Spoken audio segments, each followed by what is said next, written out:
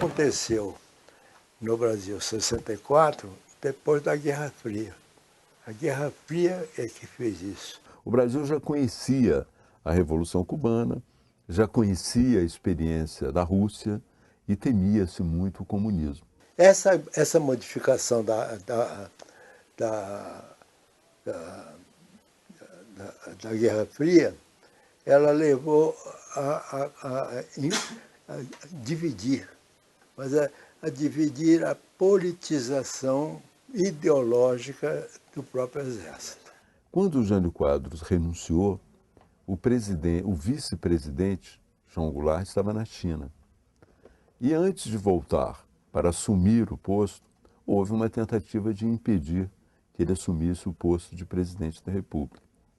E essa tentativa já foi considerada um golpe branco. Bom, volta o Jango. Agrava-se o problema militar.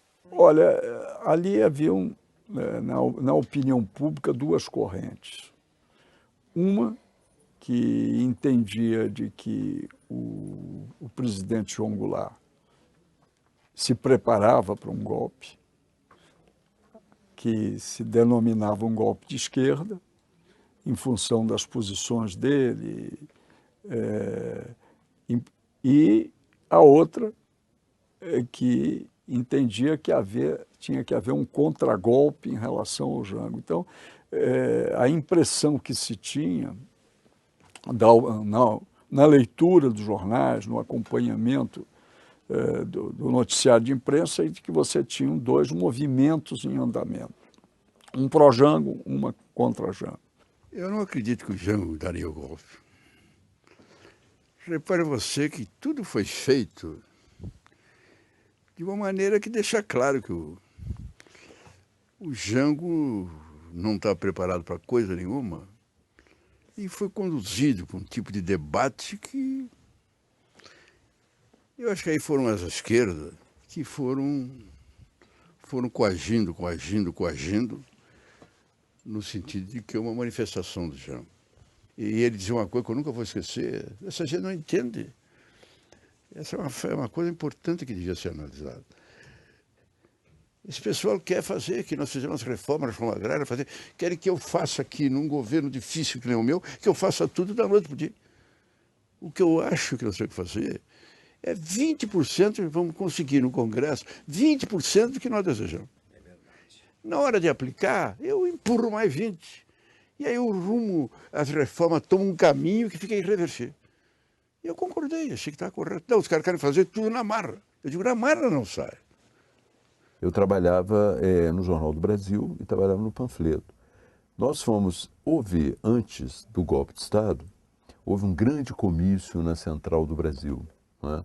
Esse comício nós cobrimos para o panfleto, havia dois bons fotógrafos também no jornal, nós cobrimos para o panfleto, e esse comício reuniu toda a nata da esquerda, né? Foram todos falar, e ali havia um componente que era muito delicado para as Forças Armadas, que era o movimento dos marinheiros. Né?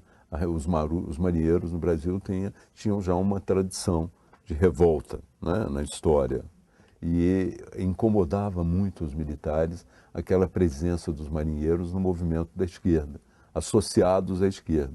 Indicava aquilo ali, que a possibilidade da tomada do poder era maior, porque eles começavam a ter, digamos, ramificações nas Forças Armadas. O Jango cometeu o erro de ir daquele almoço dos marinheiros, que foi ridículo.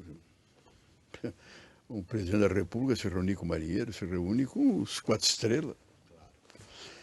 E aquele começo do dia 13,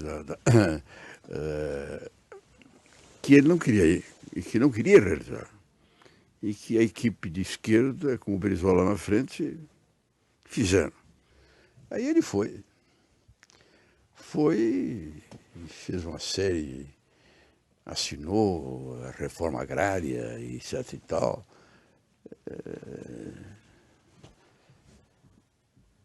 E aí é que levou as coisas a acontecerem. Está aí no livro do Prestes, onde ele diz, nunca, qual seria o oficial do Exército que aceitaria um presidente da República que fizesse um comício com os subordinados tantos dele.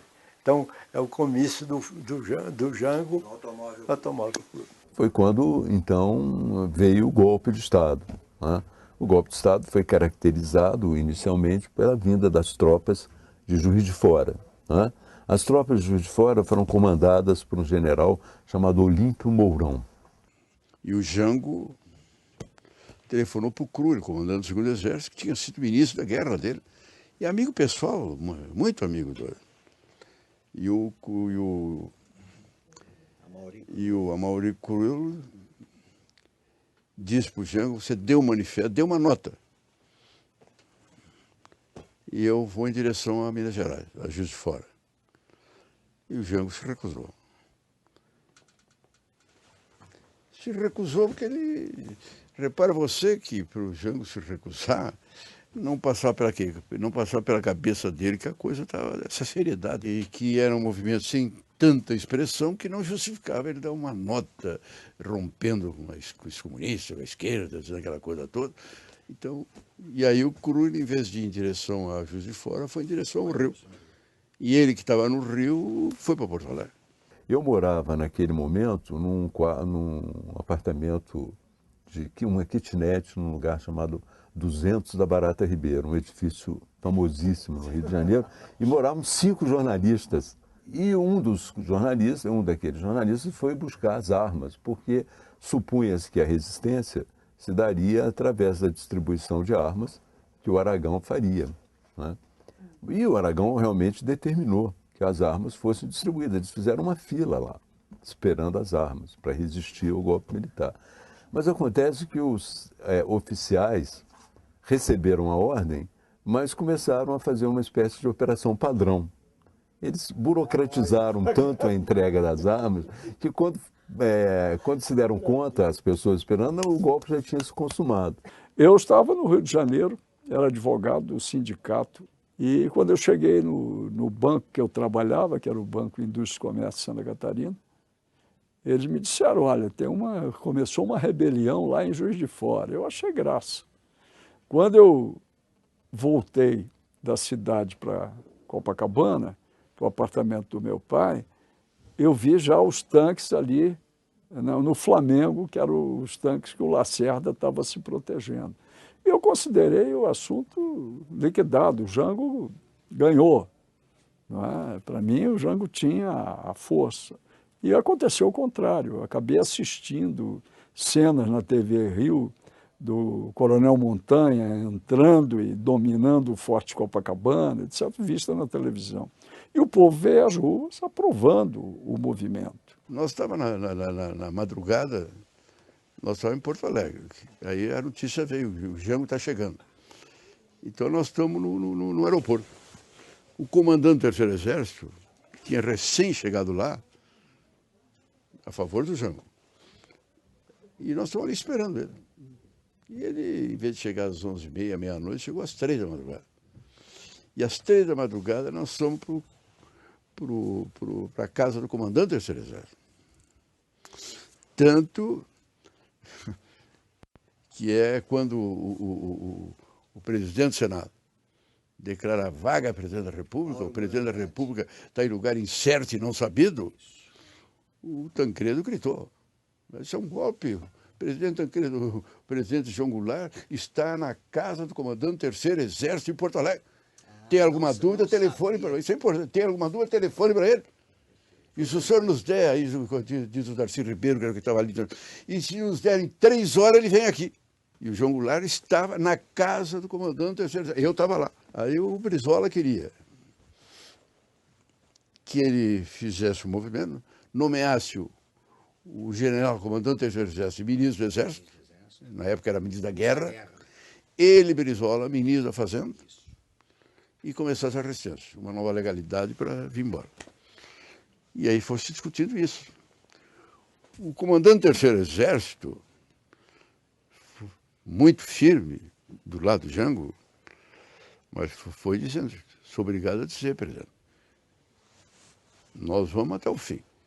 Mas o 3º Exército não está unido, nós temos muita divergência no interior.